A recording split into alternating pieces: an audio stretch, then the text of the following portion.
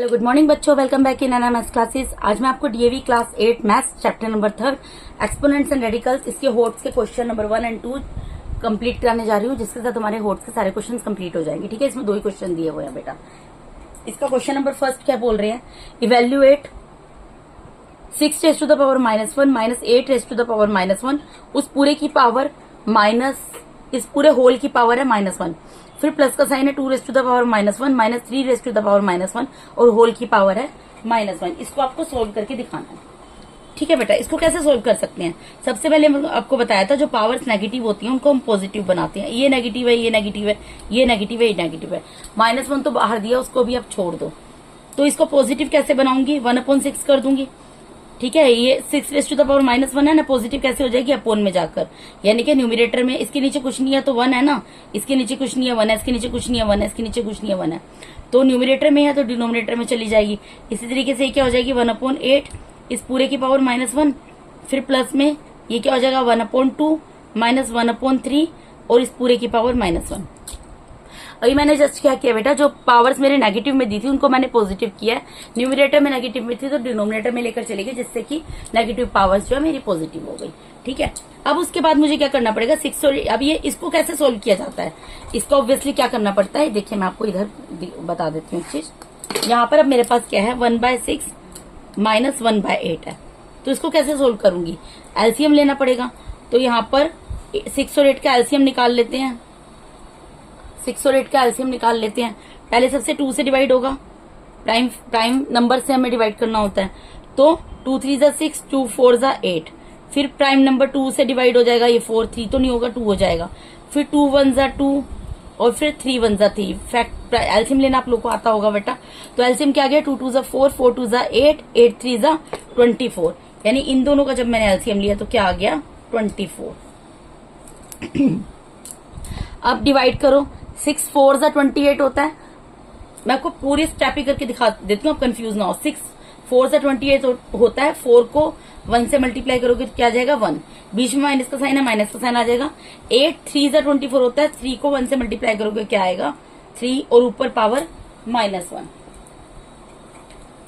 ठीक है बेटा, उसके बाद प्लस का साइन। अब ये 2 और 3 का एलसीएम लोगे तो 6 आएगा, क्योंकि एक बार 2 1 देखो मैं आपको करके दिखा देती हूँ। 2 है और 3 है, ऑब्वियसली 2 1 ज़ा 2 एंड 3 1 ज़ा 3, तो एलसीएम क्या गया 2 3 ज़ा 6 एलसीएम आ जाएगा ना, तो 6 लिख दिया।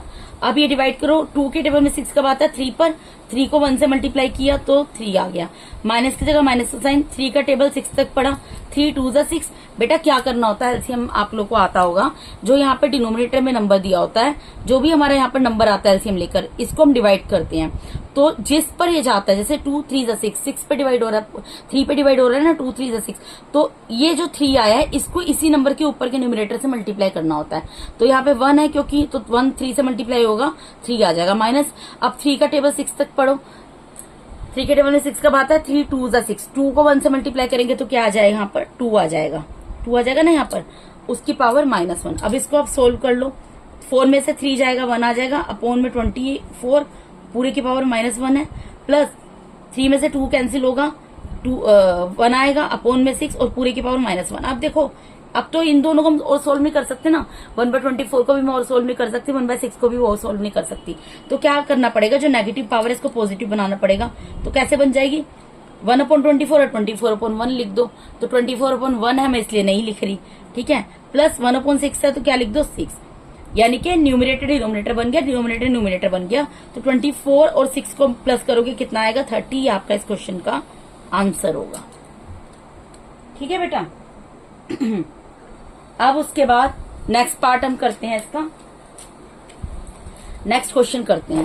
सेकंड क्वेश्चन में क्या दिया है, if 3 raise to the power x minus 1 is equals to 9 and 4 raise to the power y plus 2 is equals to 64, then find the value of y upon x minus x upon y।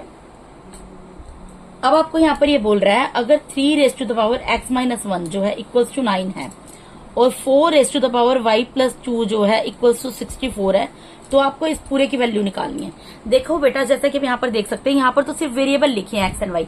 इसका मतलब हमें जो चीज दी है उससे हमें क्या करना पड़ेगा, यहाँ पर मैं वैल्यूज तभी पुट करूंगी ना, यहाँ पर I need to put the value of y, I need to put the value of x. So first of all मुझे क्या करना पड़ेगा, I have to find out the value of x and y. How can I find out the values of both variables? By solving these two equations. इन दोनों को solve करना पड़ेगा. ठीक है जी. तो इनके बीच में एक लाइन खींच देती हूं मैं और इसको सोल्व करती हूँ. इसको इधर, इसको इधर. देखो बेटा, यहाँ पे 3⁻x-1 है. इसको तो मैं कुछ नहीं कर सकती. इसको मैं क्या कर सकती हूँ, 3⁻2 लिख सकती हूँ. कर सकती हूँ ना. तो इससे क्या हो जाएगा, बाय कंपेयरिंग बोथ साइड्स,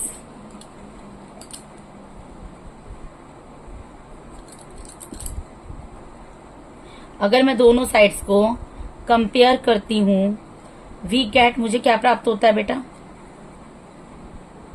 3 से 3 कैंसिल हो गया. यहाँ पर क्या बचा, x-1 = 2. अब मुझे क्या करना, मुझे तो x की वैल्यू निकालनी है ना. मुझे x की वैल्यू निकालनी है. यहाँ पे कैंसिल हो गया बेस, x-1 = 2 बचा, वही मैंने लिखा है. तो मुझे x की वैल्यू निकालनी है. तो x अपनी जगह पर एज इट इज रहेगा, =2, और ये माइनस का 1 है, यहाँ पर जाकर प्लस का 1 हो जाएगा. यानी x की वैल्यू क्या निकल गई, 3. तो मैंने एक चीज की वैल्यू तो निकाल ली 3, जो मुझे यहाँ पर पुट करनी है इक्वेशन में. ठीक है. अब यहाँ से मैं किसकी वेरिएबल की वैल्यू निकालूंगी, y की. तो यहाँ पर 4⁻1 y+2 है. इसको एज इट इज रहने देंगे. 64 को क्या लिख सकती हूँ, इसके प्राइम फैक्टर्स निकालने पड़ेंगे अगेन. 2 3 6, 2 2 4, 2 1 2, 2 6 12, 2 8 16, 2 4 8, 2 2 4 एंड 2 1 2.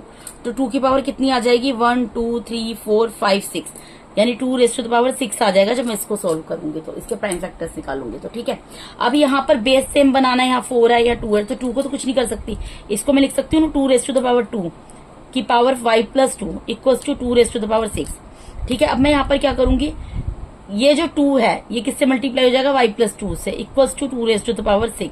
इसको मल्टीप्लाई कर रहे हो, 2 क्या आ जाएगा, 2y से मल्टीप्लाई होगा 2y, फिर प्लस का साइन है, प्लस का साइन, 2 से मल्टीप्लाई होगा 4 = 2⁻6. ठीक है. अब मुझे वही करना पड़ेगा, बाय कंपेयरिंग बोथ साइड्स, क्योंकि बेस सेम बन गया ना बेटा मेरा. क्योंकि अगर वेरिएबल आप खुद सोच कर देखो, अगर वेरिएबल जो है पावर के रूप में, एक्सपोनेंट के रूप में दिया हुआ है, तो वेरिएबल को मैं कैसे सोल्व करूंगी, पहले मुझे बेस को कैंसिल करना पड़ेगा एक जैसा बनाकर. तो यहाँ 2 से 2 कैंसिल हो गया, यानी कि क्या बच गया बेटा, यहाँ पर क्या बच गया, 2y+4 = 6 बच गया. ठीक है. तो 2y को अपनी जगह पे एज इट इज रहने दूंगी, वेरिएबल वाले टर्म्स को बाकी न्यूमेरिकल डिजिट से अलग करूंगी. ये प्लस का 4 है, इधर जाके क्या होगा, माइनस का 4 हो जाएगा. तो 2y कितना हो जाएगा, 6 - 2 क्या होगा, 4. प्लस माइनस माइनस होता है और साइन बड़े नंबर का आता है. 6 के आगे पॉजिटिव है, प्लस का साइन है, तो आंसर मेरा प्लस में आएगा. अब मुझे किसकी वैल्यू निकालनी है, y की. तो ये क्या है, 2 मल्टीप्लाई में डिवाइड में चला जाएगा, 2 1 2, 2 1 2, यानी कि देयरफॉर y की वैल्यू क्या आ गई बेटा, 1.